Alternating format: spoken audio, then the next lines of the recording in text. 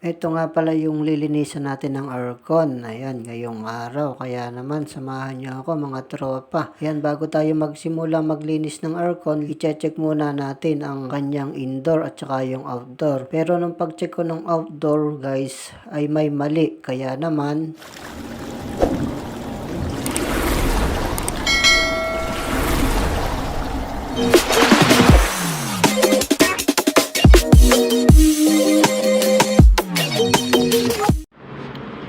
yan yung ating mga tirador.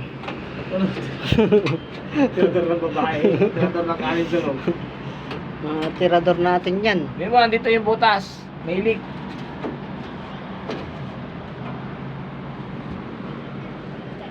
Ano long loss mo? Ano naman, patay.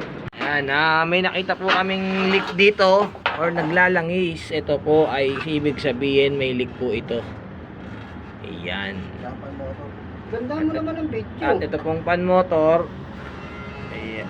Ito po ay palitin na dahil mahina na yung ikot niya.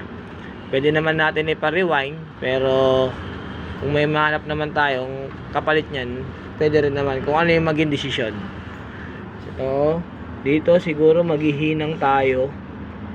Magkakaroon tayo ng leak test, then reprocess bago kargahan ng preyon para hindi masayang yung preyon natin. Kasi may leak siya rito, no? Langis yan, langis. Kuya, hawakan mo kuya para malaman mo na langis. Ito guys, kung mapapansin nyo, napakahina ng andar ng kanyang pan motor. Ayan ang problema niyan. Kaya hindi ko nilinisan. Kakargahan natin ng konting preyon para ma-elect test natin mga tropa. Ayan, pag magkakarga kayo ng preyon, kailangan nakataob yung kanyang preyon, yung mismong tangke. Ganyan po ang magkarga ng preyon. Yan po ang tamang proseso ng pagkakarga ng preyon kung kayo ay magkakarga.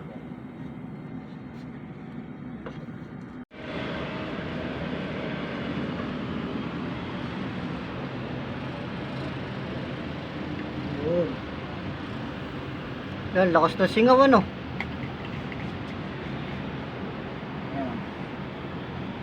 Walang araw maging icon. Bigyan natin. Ano? May binibidyoan din ito eh. Oh, parang cellphone ko pala yan, ang labo din. Hindi, malinaw may araw eh. Ikaw, sige naman.